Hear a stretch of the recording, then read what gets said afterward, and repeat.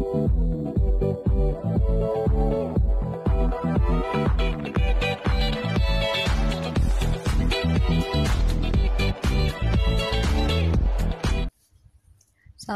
everyone, welcome back with me, Alia Reka Anjani.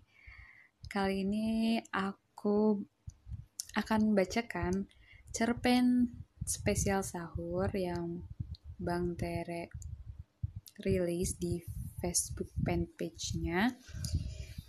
Judulnya Daun yang Jatuh Memang Tak Pernah Membenci Angin. Ini sebelumnya tuh sempet kayak trending ya, daun yang jatuh tak pernah membenci angin, gegara dibilang tokoh danarnya itu pedofil. Parah banget. Aku nggak pernah selama baca daun yang jatuh tak pernah membenci angin berpikiran seperti itu gitu, nggak kepikiran sama sekali. Makanya heran banget kalau yang bilang kayak gitu. Karena Bang Tere jelasin juga di buku Daun ini sudut pandangnya itu dari ceweknya. Jadi kalau misalkan pedofil tuh ya dari cowoknya gitu. Nah ini kan dari ceweknya gitu. Semua opini ceweknya. Gitu deh. Oke, so kita akan melihat cerpennya isinya apa. Oke. Laki-laki usia 30 tahun itu sedang asyik menjelaskan materi presentasi lewat Zoom saat telepon genggamnya berbunyi. Melirik sekilas layarnya. Kak Tania. Mengaduh pelan. 1. Karena ini sedang tanggung sekali, dia sedang bicara di depan mahasiswanya yang sibuk menyimak. 2. Aduh, ini sudah telepon keberapa kali hari ini? Berkali-kali. Baiklah. Laki-laki itu tetap tersenyum di depan kamera. Sepertinya dia harus segera menjawab telepon itu. Seru tau. Atau terima nasib dibombardir telepon sepanjang hari. Segera menutup pertemuan kuliah hari ini, memberikan tugas kepada mahasiswanya. Terdengar keluh tertahan mahasiswa dari layar Zoom. Melambaikan tangan.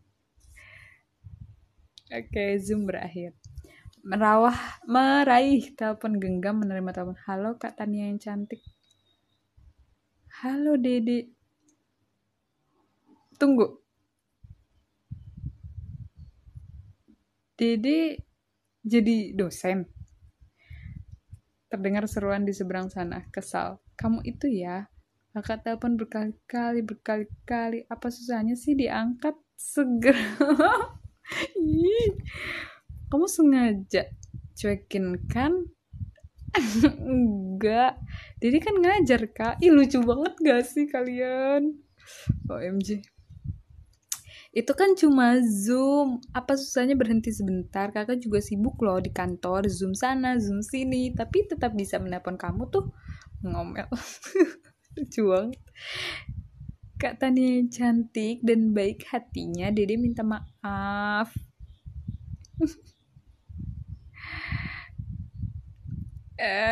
Volume suara mengomel di seberang sana mengecil, menghela napas. Bagaimana kabarmu? Baik Kak. Kabar Sophie dan anak-anakmu? Aduh ya anak. Aku sedikit lupa deh. Baik, Sophie lagi menemani mereka belajar di lantai atas. Oke. Rumahnya tingkat 2 ya. Kemarin sore kamu jadi ke makam ibu? Tentu dong. Apa kabar ibu? Tidak tahu Kak, kan dia di dalam. Oh ya Allah. Aku gak nyangka banget. Kan dia di dalam tanah sana. Bang Tere iya ada-ada aja. Tidak kelihatan. Dede menyeringai meski dia tidak tahu. Dia tahu Kak Tania tidak akan bisa melihat seringai lebarnya. Kamu tuh ya, kakak nanya serius, kamu jawab bercanda. Tania melotot marah. Dede bisa membayangkan ekspresi itu meski tidak bisa melihatnya. Dede tertawa pelan. Ibu baik, Kak. Ibu titip sambut, Kak Tania. Si sulung yang sangat membanggakan. Kuburannya bersih, sepertinya Kak Miranti habis datang ke sana, jadi sudah dibersihkan. Tidak tersisa sehelai rumput pun. Oh, apa kabar Miranti? Baik, toko kue? Baik semua Kak, seminggu lalu kami dapat kiriman kurma 1 karton. Wow, banyak banget. Buat persiapan Ramadan, kata Kak Miranti. 5 menit ke depan percakapan itu pindah membahas tentang kue. Ibu dulu suka bikin kue, sekali Dede bergurau lagi. Sekali wanita di seberang sana ikut tertawa. Mengenang masa lalu, lompat ke sana kemari, mencomot topik percakapan apa saja yang melintas. Sudah lama sekali semua berlalu. Oh my god, and I know it's long gone. Saat Tania dan Dede masih mengamen di bus terminal. Tinggal di rumah kardus bersama ibu dulu, tapi itu sudah berpuluh tahun berlalu. Mereka sudah tumbuh besar. Tania sudah kuliah tinggi. Sekarang menjadi petinggi perusahaan besar di Singapura. Wow. Tapi dia tinggal.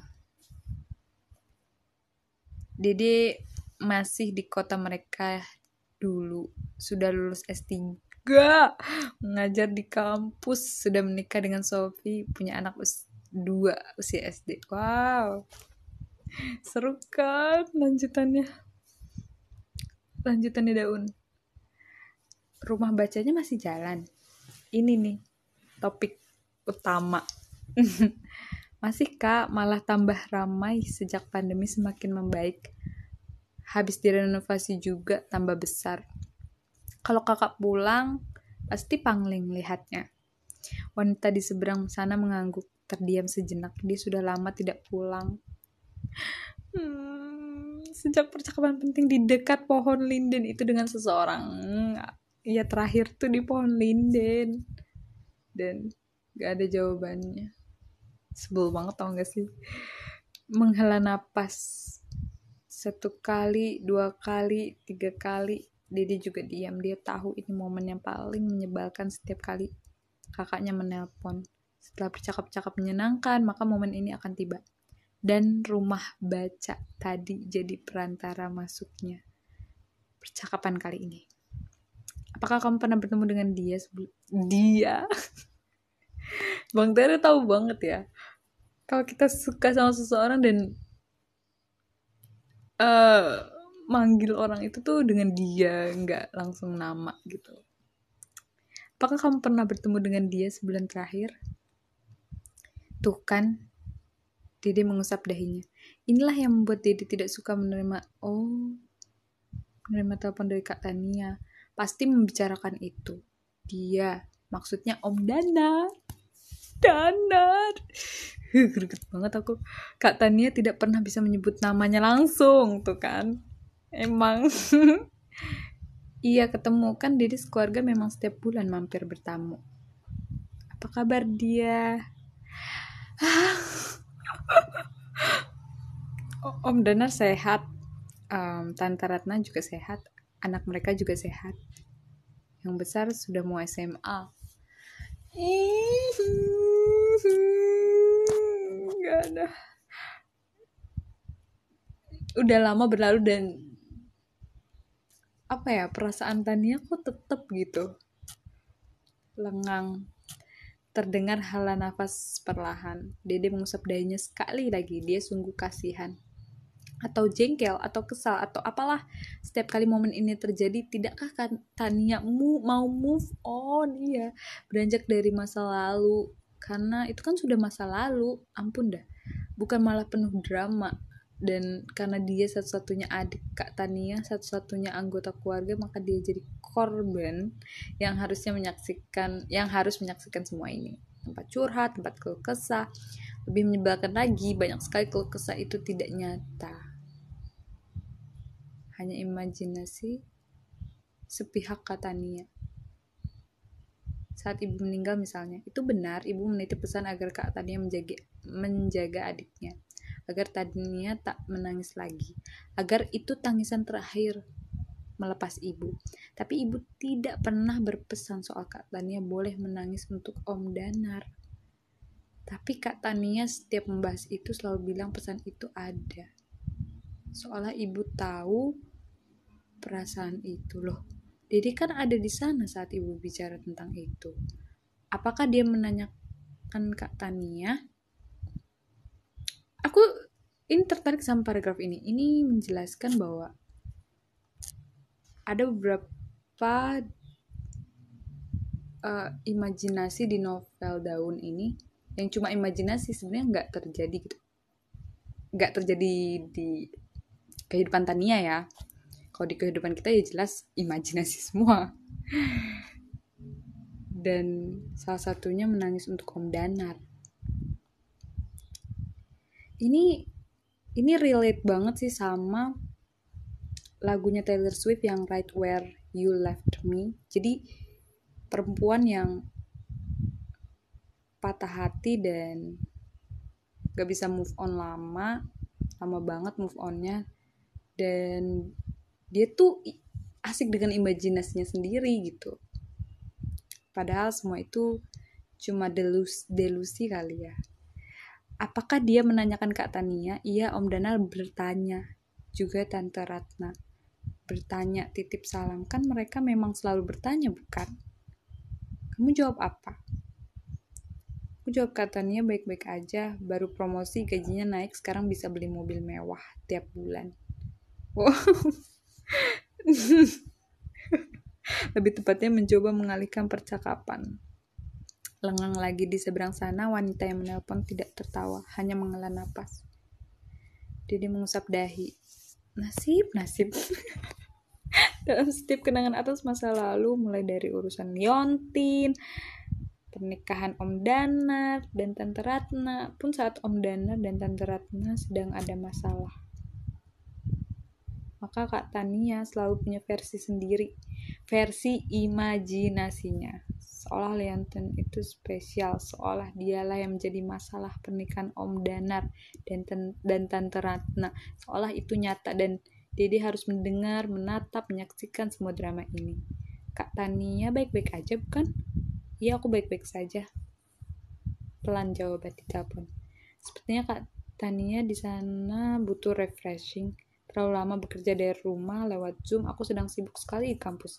Jika luang, aku, Sophie, anak-anak pasti akan sempatkan ke Singapura. Sekalian jalan-jalan, tapi semua tiket pesawat, hotel, Kak Tania yang bayar. Aku minta tiket pesawat first class. Hotel Suite bintang 5. Iya. Itu kan jadi pendek-pendek. Atau Kak Tania mau pulang? Sudah boleh mudik loh tahun ini. Tidak usah. Dia gak pernah mau balik. Dede menelan ludah. Baiklah. Kak Tania memang sudah nyaris belasan tahun tidak pulang. Termasuk saat Dede menikah dengan Sophie. Dia sibuk, tepatnya menghindari pulang. Aku harus kembali bekerja. Dede, nanti aku telepon lagi. Iya Kak Tania, salam buat Sophie, bye. Telepon terputus, wanita di seberang sana telah meletakkan HP-nya. Dede menghembuskan napas perlahan. Begitulah, selalu begitu. Setiap jadwal Kak Tania nelpon, ujung-ujungnya membicarakan soal itu, ujung-ujungnya begini. Kak Tania yang awalnya tidak sabaran teleponnya tersambung, tidak sabaran mengobrol. Pada akhirnya justru yang lebih dulu menutup telepon. Berbohong, bilang dia harus kembali kerja, padahal hanya melamun. Dede tahu itu, karena dia kenal sekali kakaknya yang pintar, cerdas, bahkan jenius. Sayangnya dalam urusan perasaan, kakaknya seperti anak kecil, tidak pernah mengalami kemajuan. Semua mengotot berdasarkan versinya sendiri. Dede tahu, sebelum akhirnya Kak Tania memutuskan pergi, menetap di Singapura, Kak Tania menemui Om Danar. Mereka pasti membicarakan itu. Kak Tania pasti menanyakan soal itu, dan Om Danar pasti menjawabnya. Tapi itu percakapan sia-sia, karena mau terang sejelas apapun Om Danar menjawabnya, Kak Tania akan punya versi sendiri atas jawaban tersebut. Mirip sekali dengan orang-orang yang mau versinya saja yang didengar. Penjelasan orang lain tidak penting. Pokoknya selalu versi pemahaman dia yang benar, ngotot. Bedanya dengan orang-orang, Kak Tania adalah kakaknya. Kalau orang lain sih bodo amat, biarlah mereka tersesat dengan pemahaman egois sok tahu mereka. Tapi Kak Tania, lihatlah, ritual telepon setiap bulan ini semakin tidak menyenangkan. Entah kapan akhirnya Kak Tania mau melihat penjelasan itu dari sisi lain. Sebenarnya dia tuh terlalu berkutat dan mungkin bukan cintanya yang salah, cinta Tania yang salah bukan sih, tapi menurutku harusnya rasa terima kasihnya Tania tuh kan udah ditolongin sama Danar ya. Ya udah kayak biasa menghargai sebagai apa ya, kakak gitu. Tapi ya nggak tahu ya namanya perasaan Tania gitu. Tapi malah jadi apa ya, nggak bersilaturahmi sama sekali nggak sih? Padahal kan Danar tuh yang nolong dia, kayak nggak enak nggak sih ya kan? Oke, kalau kalian punya komentar terkait cerita ini langsung aja tulis di kolom komentar.